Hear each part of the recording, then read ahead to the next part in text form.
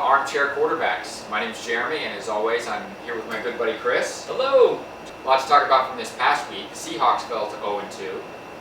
Yeah, that's rough on them. Maybe Russell Wilson wasn't necessarily the key to all of that winning. Yeah. It's like we said earlier on, the defense was really sort of carrying that team. Not that Russell Wilson's not a great quarterback.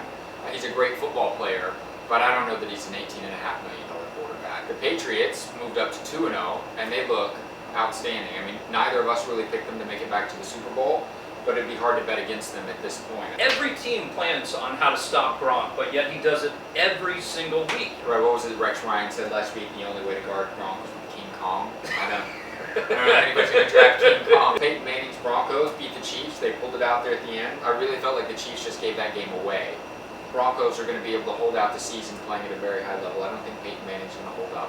No. I do think though that the Chiefs are going to be rolling. I think probably the Chiefs are going to win that division. It's going to come down to the Chiefs and the Chargers. I'd say Chiefs and the Broncos. Not sure how good that Chargers defense is. How about Drew Brees getting injured? Oh boy.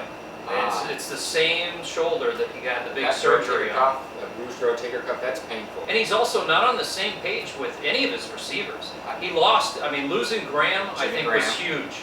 Seattle is not using Jimmy Graham well at all. I think he's had 10 targets in the last 2 games. And he's getting frustrated. You can see him getting frustrated because he's not being used, and they're asking him to block more than go out and catch balls. Yeah, he's not really a blocking tight end. The Eagles lost to my Cowboys. Lots of injuries in that game. We had Dez down. Now we're out Romo for at least 8 games. I think the bigger story than the injuries, though, is how horrible the Eagles actually looked. Awful, really blowing up in Kelly's face. It could probably maybe cost him his job. They're not at least 9-7 or 10-6. I'm not sure that Chip Kelly will be back next season. Because those fans are sorry if you're a Philly fan, but you're a little crazy.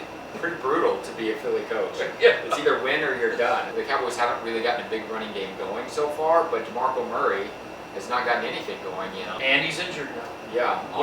The hamstring injury, the dreaded hamstring injury, which you have no idea how long that's going to last for. And I think the number one injury in Philadelphia may be people breaking ankles jumping off the Chip Kelly bandwagon.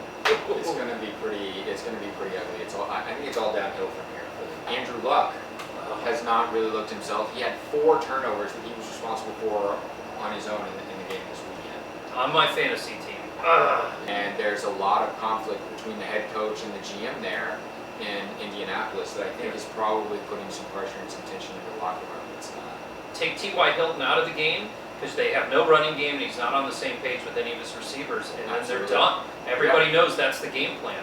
All you out there who took them to win the Super Bowl, it's not looking good right now. We're only 2 games into the season, so we'll see what happens. It's a little difficult to start making predictions and assumptions based on the performances 2 games in, but so far Andrew Luck has just not looked like Andrew Luck. Right? A lot of great games coming up. The Eagles and the Jets. Yeah. I'm curious to see if the Eagles are really as bad as they've looked so far. Bradford he looks scared back there, to be perfectly honest. I think the injuries that he's had has taken a toll. It looks like he's rushing all of his passes. To be a running offense. Yeah. It's not happening for them. Ryan Matthews really hasn't done anything. DeMarco Murray really hasn't done anything. Kansas City at Green Bay, right? Green Bay is hosting. That looks to be the highest scoring game of the weekend. Aaron Rodgers so far this year is putting on a clinic. Next man up. Jones was gone. Nobody wanted him. They bring him back, and he's just even without Jordy Nelson, they've been doing a great job, right? Falcons and my Cowboys. That's an interesting game.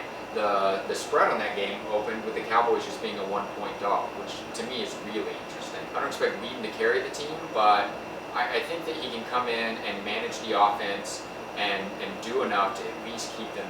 The Falcons' defense is much improved, so they're going to give Whedon a handful, but I think the Cowboys can squeeze that one out. Because I think they're going to get a couple picks on Ryan, and they're just going to key in on Jones. Be a good game. I know I'll be watching. So that's what we've thought so far about the games last week and what we've got coming up this week. We've got a couple more videos coming with some predictions for the Thursday night game, Redskins at the Giants, and then we're going to have some videos on what we're looking at in fantasy and maybe even placing some bets. I'm Jeremy.